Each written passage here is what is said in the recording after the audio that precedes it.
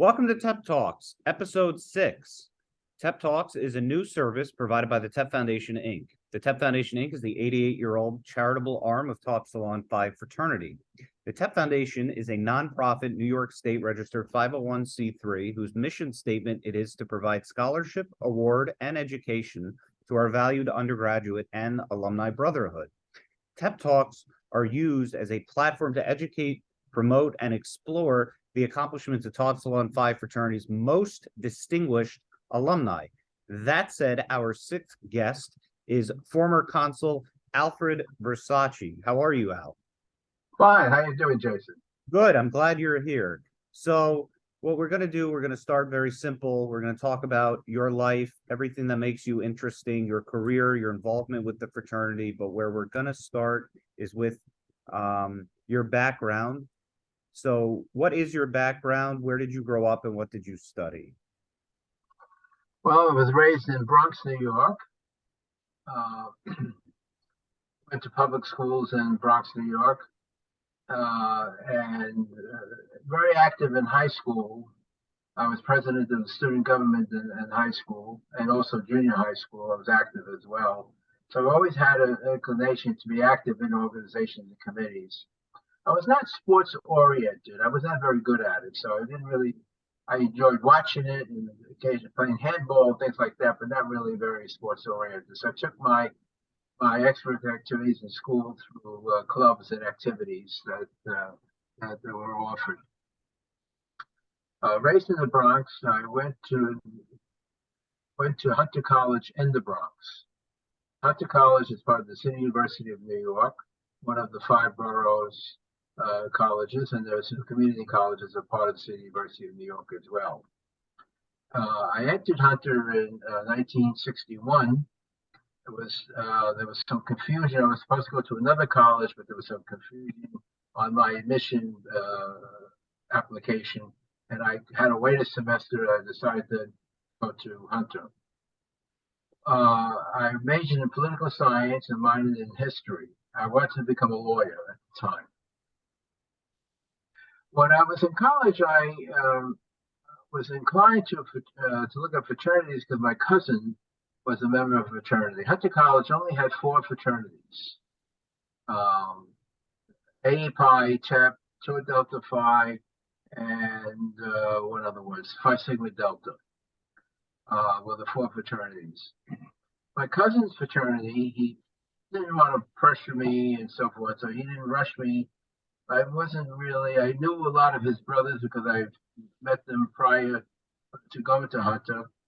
And then I had a very good friend that was in Tau Delta Phi. He was not very happy with his chapter. And so I didn't consider them. And then A Pi flatly told me that they can't accept me because I wasn't Jewish. I was a little surprised over that comment because coming and raised in the Bronx, I mean, I thought there were just Italians and Jews at the time that I was raised. So that really surprised me, but I wasn't insulted, but that was kind of odd.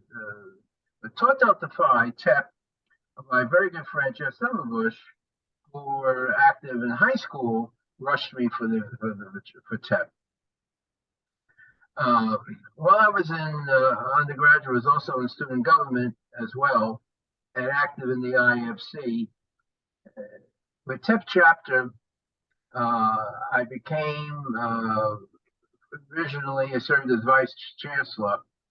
The chancellor at the time was graduating mid-year, so when he completed his graduation, I then got elected to finish up the year as chancellor, and then ran again for re-election for the following year. My chapter was very small at the time. We were a pledge class of about 11 or 12.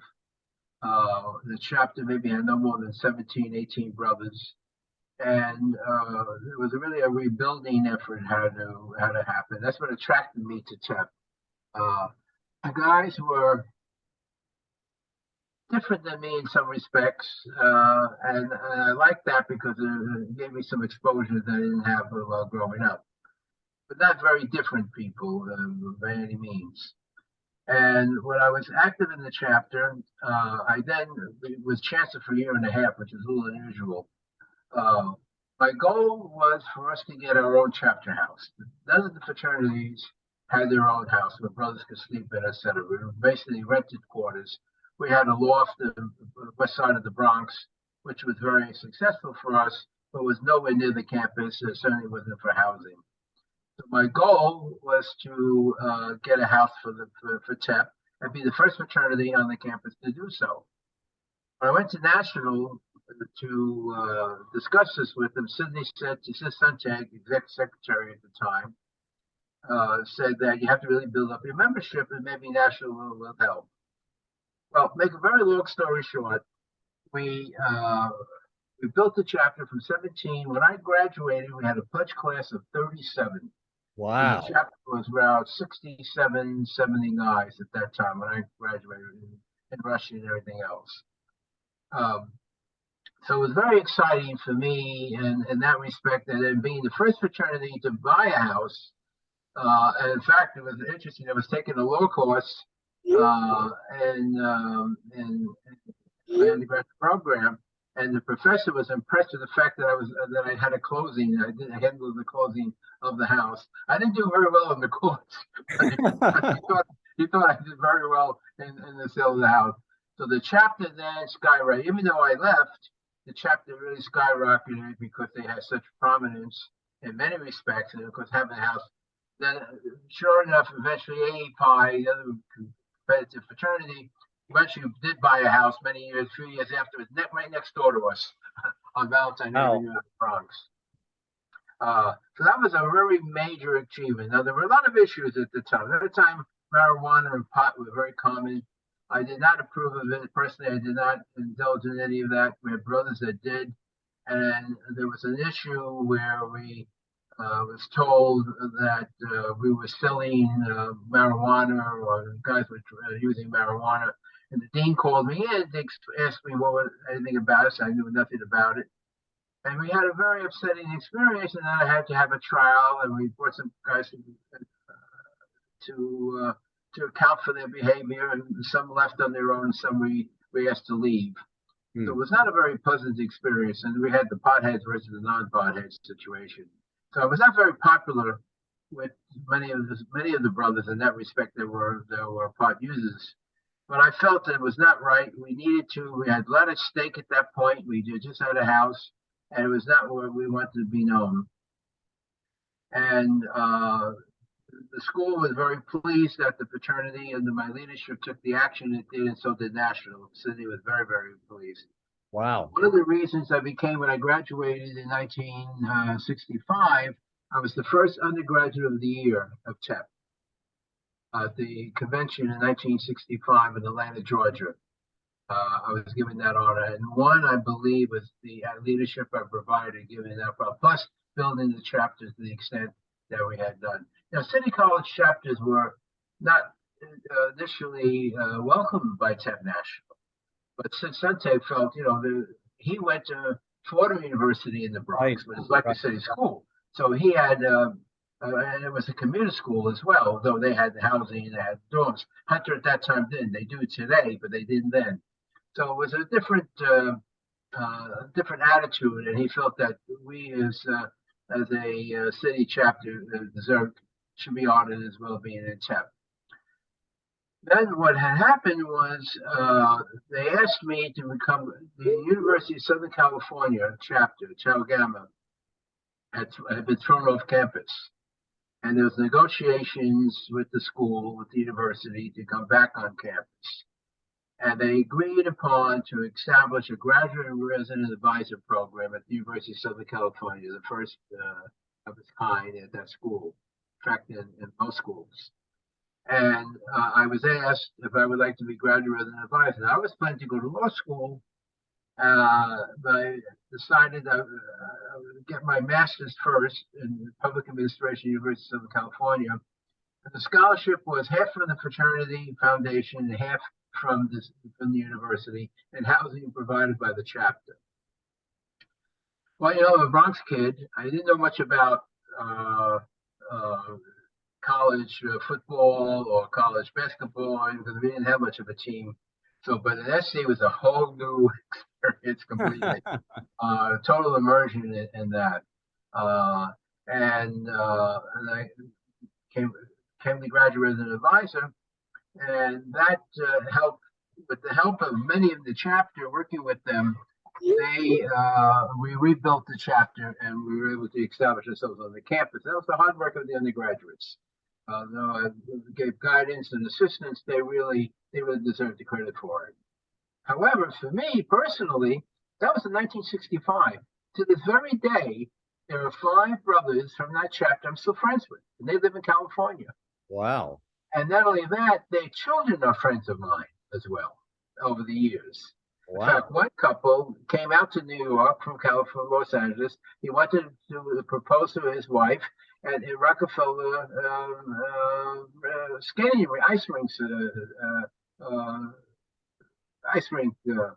Rockefeller Center. Rockefeller Center, ice rink. And I helped do that. It was very nice and so forth. And the funny thing was, being a Bronx kid, I couldn't afford a car if I wanted one. Didn't have a driver's license, so I went out to California. Your persona non grata without a driver's license. In fact, the brothers in the chat say, "You don't have a driver's license?" I said, "No." "Are you okay? Is anything wrong?" No, just never had a need for it. Right. They couldn't understand. They couldn't understand that. In LA, you didn't have a car, forget it. So I had it. So my first driver's license was as a graduate advisor at SC. I didn't have a car, but I was able to rent one and do things, etc. Eventually, I did get a car, of course. And while I was there, Sidney asked me to help with. There was a collapse of our chapter, University, Ohio State University. They asked me to fly out there to help get that established, and I did do that as well. Then when I graduated from Hunter, I went to work for the Port Authority of New York in the management internship program. I was debating at that time to go to law school, and I got accepted to law school in Chicago. So I had to make a decision, and I decided not to go to law school. Then, of course, I was subject to the draft at that time. Once I was not longer in graduate school or law school, I had to do my military service. Vietnam. So what happened there was a series of events. I managed to get a governor's appointment by Governor Rockefeller to the New York State National Guard. Everything was closed. Mm-hmm. And the regular Army, all the other services, there was no openings. And when I called by the draft board, they said in 48 hours I'm going to be drafted. See what you can do. And with the help of various people, I managed to get an appointment by Rockefeller. I did it was a 6-year obligation. I did it in 5 years. We were given credit for a year after serving as an active military during the postal strike in New York by Governor Rockefeller. Then I decided that I decided not to go to law school. I didn't want to work at the Port Authority anymore. And if it was a good organization, I just didn't feel that's the career I wanted to go into public organizations, public government. And I took a job with TEP National. I was an assistant executive secretary, not field secretary. Sidney felt I had so much good experience in the years prior as an undergraduate and as a recent alumnus that I warranted being an assistant executive secretary. He wanted to give me some stature with the chapters as well. Right. So I worked with Sidney for 2 years. Also, I had my military obligations. I did that as well. And then I decided that the best thing for me was to go. I felt fraternity was a good experience. I loved it, enjoyed it. Was a lot of fun, but I had to think of a real career, and I entered Wall Street and the human resource area. Quickly, I found that human resources was not highly regarded in Wall Street because we considered the cost and not a revenue generator, and there was other issues in Wall Street. And then gradually, I went to a number of different companies over the years. Then I got married in 71 to my wife, Lois, who I lost about 20 years ago now from cancer. But she was just a great partner. She thought the fraternity was a kid stuff. She did, but when she met the alumni, and I took all of I have 4 daughters. All of them went to every TEP convention that we had during that time. That's awesome.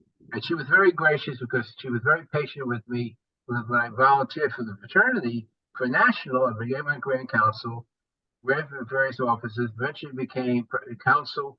And then after 3 years of serving counsel, I served 6 years as president of the foundation. And she was very gracious in helping me with that and being understanding how to go to meetings and so forth. A side event, a very interesting one, was that my daughter Jennifer, my oldest daughter, wanted to go to the University of Pennsylvania. She really liked the school. Why? My brother-in-law had attended that school, and then we had business with Road Chapter, with the foundation. So every year I used to go down for meetings. I used to take my family with me. And my daughter just fell in love with the school. And it turned out she got accepted to that school and enjoyed being at the University of Pennsylvania. My other daughters went to different schools, no TEP chapters. They were at that point. In the national fraternity, that was there's so much to talk about that I don't even know where to begin, frankly. I had time to think about it, but I still don't know where to begin. Let me start out with when I first met Sid Suntag. Those that know him, of course, can understand what I was going to say. He was really first of all, Sid had a tremendous career in the military, and he was a commander, he was a major, and was involved in the Normandy invasion, and he was injured during that time as well. But he had a veneer of professionalism, of commanding respect, and yet he was soft. He had a nice smile. He would be very understanding, and he used to say, the best way to stay young is being around young people. And I said, yes, now that I think of that, also, if you want to be crazy, stay around young people. Today, quite different. And when I went to the national office for the very first time as an undergraduate, I was running a banquet. We were bringing back alumni to honor them. I started as an undergraduate. I went to the national office. It was located many years. The national office was headquartered in Alfred Chapter House at Columbia University. They decided to move out, and they moved to 42nd Street near a pizza parlor. Mm-hmm. So above the office was the pizza, below was the pizza parlor. And so we went in. When I went to that office, there was nothing ornate about it. It was just a regular office. I wanted to look at the history cards to get the addresses of the alumni. I don't know why I thought that, not going to the school, but that's beside the point. And I explained to him what I wanted to do. He said, "Oh, you're going to have them." I said, and then out of the spur of the moment, I said, "Would you like to join us for the honors dinner?" He said, "I would love to." I was shocked. I didn't think he would say you're too busy. And sure enough, not only did he say that, he actually did come to that dinner. Wow. Which impressed. He had to come to the Bronx, which he was quite more familiar with than I had realized, because he went to school in the Bronx. And we had in the catering hall in the Bronx. And that was my first exposure to him. And it was, I was a little, not afraid, a little taken back. I wouldn't mind my P's and Q's. I didn't want to screw up anything. And then when I was chancellor of the chapter and had dealings with him, I had more interaction with him. Then he asked me at the 1962 or 1963 convention in Florida, in Miami, if I would become the Grand Scribe. The Grand Scribe was the secretary of the convention of the Grand Chapter. That's the highest office that an undergraduate could have had at that time. And not many times did they give it to an undergraduate. But he said, "Look, you're a worker. I can count on you. You can do things and so forth. And would I take it?" And I said, "Sure." Because my chapter brothers teased me. You're going to come down to Grand Scribble. One guy, Phil Traeger, brother of mine, used to tease me all the time about it. That happened but prior to that, 6 months prior to that, I was in South America on a cultural exchange program. I lived with a family, part of a cultural exchange program. So I came back. It was at the Miami convention. I came back from Peru right to Miami. So it was a welcoming in many ways. And it was having my first taste of national. of the Grand Chapter. I've been to a chapter convention before, a Grand Chapter meeting before. So I was quite impressed with the alumni I met and so forth. Then, after I left the employ of the fraternity, I was on the Grand Council and then volunteered, and eventually, as I mentioned, became council and became president of the foundation. During that period, many years, from 1965 right up to 1992, I was very active. I had some family obligations, and I felt at one point that I really should turn it over to others to do, and I did. In some respects, some did well and some didn't do well at all with the National. I was very upset when it had happened to a lot of things. Was most upsetting what happened with the foundation when funds were used for purposes that were not intended to be used for. It was when I had a lot of people donated because I asked and had the help of many other people in doing that. But one of the proudest things I have to look at as being part of, and many people who were involved in this, was publishing our history. I knew that nobody else in the world could have done it than Sid Suntag. And we were approaching our 75th anniversary of National in 1975. And I got after Sid to start writing the history. It took him 5 years. And I had to encourage him, work with him. You know, he was not an author, but he did a fantastic job. And if we ever read the history, you can't believe the details, names and places and dates.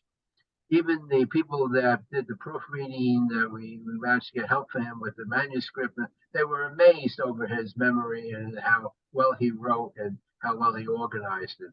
And that's a legacy that I'm very happy that we have in the fraternity, and that I was part of that, along with a lot of other people. A lot of people helped make that happen. I'm far from being doing it alone, and obviously with Sidney. So one of the biggest accomplishments that I really feel very strongly about. And I'm happy now, as you know, Jason, now we're reprinting the book again for people to have. I don't know whether we could do an update. I don't know who could ever write one, frankly. I don't know if we want to do it, but that would be really part of it. Then, of course, in all of this, I did have a career. Right. For 20 years, I worked with the Amerada Hess Corporation, which was an independent, integrated oil company. And I was vice president of corporate training. I started out as a manager in the company and worked my way accordingly up the ranks and helped company organize and train employees. We had 10,000 employees. We were about $4 billion at that time. Now they're much bigger corporation, which was substantial at that point. And we were one of the major independent oil companies, not having the majors, Mobil, Exxon, et cetera, all majors. We were not part of the Seven Sisters, as they were called. But it was a very exciting experience for me, and I did a lot there, helping the organization reorganize and meet their training needs and obligations and obligatory requirements that we had to meet at that point. During that time, what was better, it had a big impact on me because Sid Suntag was a mentor. I really learned a lot from him and relied on him. He leaned on me as well from time to time with issues. But the various alumni that I came in contact with, I never would have had that experience if it wasn't for TEP. Samuel Lefrak of Lefrak City. Mutt Evans, former mayor of Durham, North Carolina. Monroe Evans, mayor of Fayetteville, South Carolina, who was a tremendous help to me when I was down in Fayetteville in my basic training in the Army. I had some difficulties, and I was really afraid of my life, along with some other people, because of an incident that had occurred. And he really was very, very helpful to me, but also a very interesting man and family as well. Not to mention other, one brother in particular, Stan Schachter, who was an attorney in New York, and we became very close friends for many years. And there was so many, I hate mentioning names, I'm leaving people out, and I really don't want to do that, because there were so many that mean a lot to Jerry Denmark and Mr. Bloomberg and so many others, Bud Schiff, people that, and they helped me see things that I when I had an opportunity to do so. I did. My family was a hardworking people, but nobody really were professionals in my family. I had no doctors or lawyers or anything else. I was one of the few college graduates in my family at the time. So being exposed to people of that kind of background gave me a perspective I wouldn't have had normally, and it really helped me. I feel in my career as well.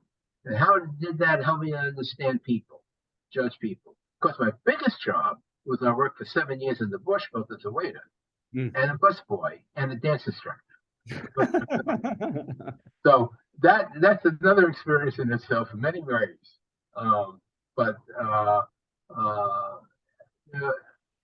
think the young people today or people today looking at their careers, as much as I started out to want to become a lawyer, and I changed my mind. I wound up marrying a lawyer and having a girlfriend for 20 years that was a lawyer, but I never entered the field professionally. Is things evolve more than we expect them to be. I never thought that I would leave Hess after 20 years. I was dissatisfied. I wanted to get more operational experience. And Leon Hess was good charitable, but he kept me pigeonholed in an area because he was comfortable where I was and he didn't want to change it. Right. And I did not feel that's what I wanted to get operational experience. And I resigned, which was a very difficult thing to do at the time, but I did it anyway because I felt it was necessary. I was very unhappy with my career at that point. And as a result of that, I went to work for two other companies. One was Consul Corporation, where I was Senior Vice President of Terminal Operations. There are 5 terminal ports in New York City Harbor, and we owned the 3 of them, and I operated those 3. Wow. Along with the fuel oil and burner service division of the company. I was president of that division. So I really got the operational experiences that I wanted. And the regulatory agency and so forth. Politics being it was, I left that job, and then I went to work for Xerox Corporation. That to me was a great move because Xerox sent me to Europe. I was in Europe for 2 years, putting together a customer care center, a European, pan-European customer care center. France, Spain, Italy, Switzerland, Germany, and England had customer care centers. We made it one pan-European, one headquartered in England. And I had to extricate our employees out of there, reorganize it, along with, other operational people from a human resource side, and negotiate with the workers' councils and establishing that. And they had budgeted, I think it was about almost $19 million in severance packages that would have to be given to those 5 companies. Wow. I did it in 13 million. They were shocked that I was able to negotiate that down to the extent that I did. And I was fair to people. The severance packages in Europe is much different than it is in America. They call it garden leave in England. You go off to the garden for 2-3 months and you get fully paid. There were techniques and things that worked out that were fair to the and also maintained the continuity we needed, some of the knowledge and the corporate memory of those people as we established a customer care center solely in England itself, staffed by people with various languages. We had a multi-language, obviously French, Spanish, Italian, and German were the language we needed, and we had to operate our centers because that's what the customer base was. So that was a very exciting experience. I did that for a number of years. And then Xerox was going through cutbacks and changes, and my division, which was Xerox Engineering Systems, was combined, and I was out of a job at that point. Mm. Not to be idle, and feeling that I was okay financially and had set myself aside for retirement, but I was too young to retire, I felt. So I went to work for an organization called ARC, which is for mentally and physically challenged children. And they had homes in Jersey, 22 homes they ran in Jersey for the care of these individuals. and the union took over. Surprisingly, they got unionized, and they felt paralyzed that they couldn't do anything. And partly was the state, New Jersey said, don't interfere. If they want to organize a union, you do that. And it really got the management team of that, as others as well, other private organizations, were prisoners of the union. And they did so. They asked me to come in. The ARC in Essex County asked me to come in to help negotiate the contract and deal with the labor relations part. I had a lot of labor experience because of Hess Corporation. We had unions with, and then in the racetrack, I had 7 unions, and we ended up having 12 unions at the end of when we converted Yonkers Raceway from a racetrack to a casino. That was another whole experience. So, which followed my ARC, Association for Retarded Children. So that was good, and getting them to understand that they had flexibility to work with the union. They were there. We had to follow it. That I showed them how we could do that, and it was a very, very successful part. Then, of course, as I just mentioned briefly, I went to work for Yonkers Raceway, which is my last full-time job, and that was exciting because Yonkers Raceway was converting to a casino. In New York State, there was not many casinos in the non-reservation areas. Out of the Catskills really had it. Connecticut, of course, did, but the Yonkers Raceway, they did that, and helped convert from a raceway to a casino. When I joined Yonkers Raceway, as part of the team to build that organization, we had only 50 employees at the raceway. And within a year, we had 1,100 for the casino. Oh, that's a big jump. To establish, as now it's a thriving enterprise. It's only 3 miles from my house. I live in the Bronx now, and it's Yonkers is just about 3 miles away. But the job in Jersey took me an hour almost every day, an hour and a half to go to work in Livingston, New Jersey. So what I learned is you have to be flexible. Can't be dogmatic. You have to have principles. You have to have goals, and you have to have some sense of direction where you want to go. You may not know exactly, I want to go to Europe. You don't know if you're going to go to France or Spain or Italy, but you want to go to Europe, not Asia. I mean, you have to really have some goals, some definitive objectives. At least I did. I needed that. I've learned a long time ago, if you know what it is that you want to accomplish, the chances of accomplishing it are far greater if you know what it is that you want to do to begin with. And if you don't know what you want to do, then any road will get you there. And that's wandering, and that's floundering, and that's not anything that I think to your benefit. I'm sorry, Jason, I didn't give you any questions. Oh, no, please keep going. You're making this really easy for me. So you have an incredible story. Tell us a little bit more when you were consul, if you can think of some highlights about being the consul of the fraternity, and then maybe some highlights when you were president of the foundation. Consul of the fraternity, we had Sidney retired. So we had to go through a number of other individuals, all well-meaning people, but not everybody was right for the job. It was a very difficult job. People didn't realize it at that time. So there was a period that I and the board, the Grand Council, as you know, we were able to get some stability and get some professional people in there. Mike Ivers comes to mind immediately. No reflection on anybody else. Jonathan Seidel is another individual who I'm very fond of, who really did a wonderful job. And then as counsel, I tried to get more undergraduate involvement, alumni and the Grand Council to be more involved with it. And successful in most cases, some cases not. and bringing them into contact with each other. You were very, I don't mean to cut you off. You were very hands-on when you were consul, correct? Yes, yes.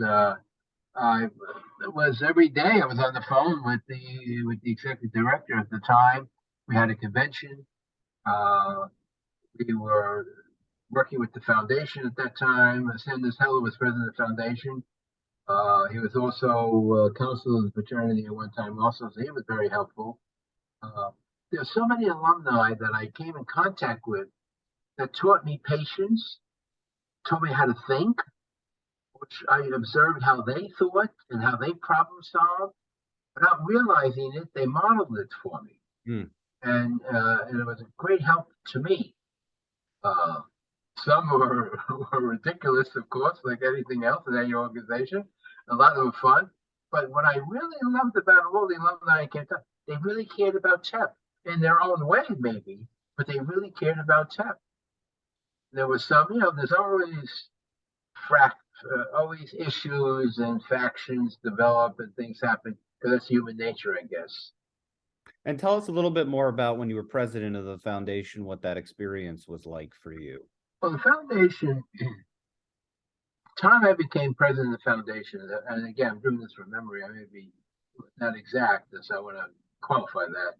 I think there were 14 scholarships that were established haphazardly, some of them were deliberate, and so forth. And I felt that we needed to do more about that. And with the help of alumni, and since Suntag at that time was retired, but he was kind of retained as an advisor to National, as a little stipend, helping with his pension and so forth. So we took care of Sidney as best as we could. And so he was a tremendous help. That's why I got the idea to write the book as counsel. And one of the things that I did as counsel is I got sponsors to sponsor the initial printing of the history. And at that time, in 1985, I asked for $250.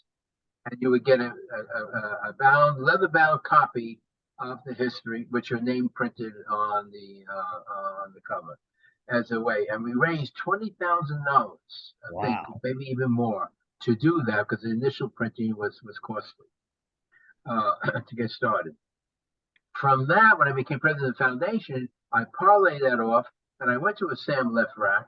I went to a Harold Levington. I said, look, we have people that need money, et cetera. We're trying to do educational programs and get them to contribute. And I got them to contribute with the help of many other people. I didn't do this alone. You can't do everything alone. You shouldn't try. I try to parlay and use the contacts and the relationships that other people had.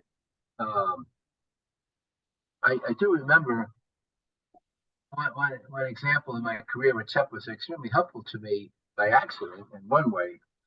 I worked for Ideal, I didn't mention this, but I worked for Ideal Toy Corporation.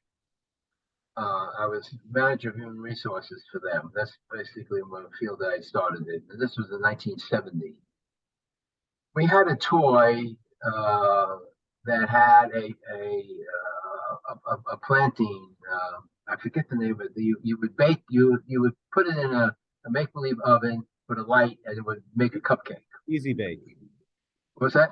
They were called Easy Bake ovens. Easy Bake. Right. So we had this toy. It was a safe toy. In the state of Maryland, the Secretary of Agriculture prohibited us from selling that toy because of the seed or something in the mixture of the cupcake. And we couldn't sell it in Maryland, which was a big market for us. And I mentioned to the president of Ideal Toy Corporation, which was headquartered in Jamaica, Queens, New York, that I know people in Maryland, maybe I could try to get some help. So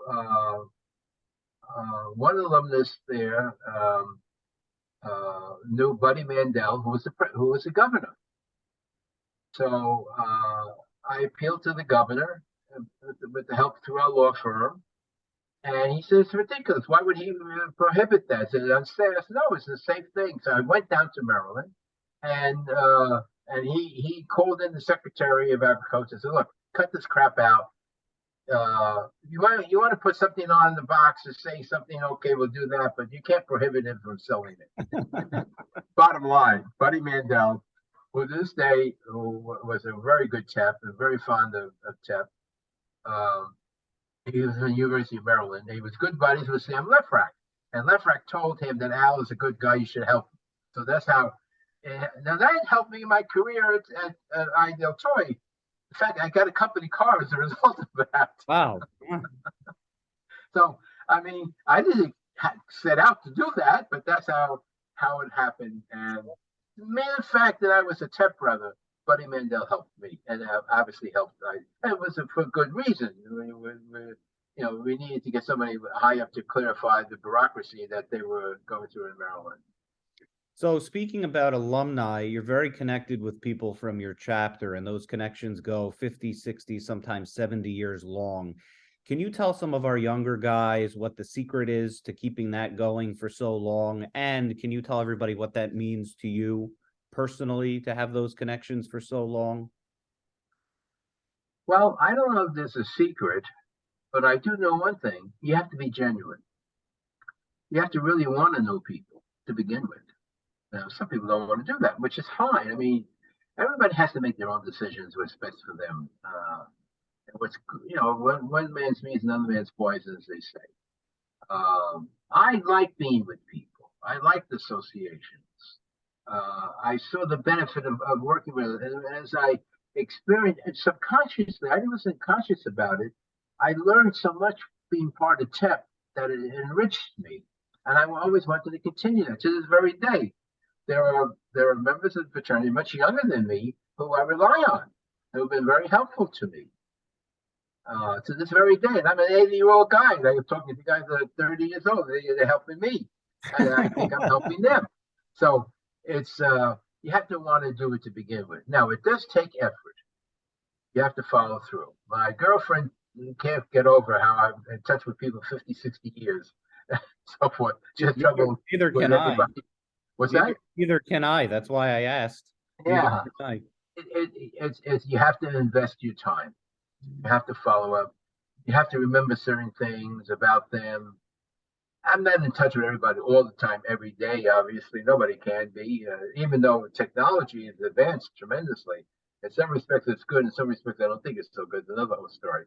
My issue is I'm a touch of the flesh guy. I don't like texting. I don't like Zooms.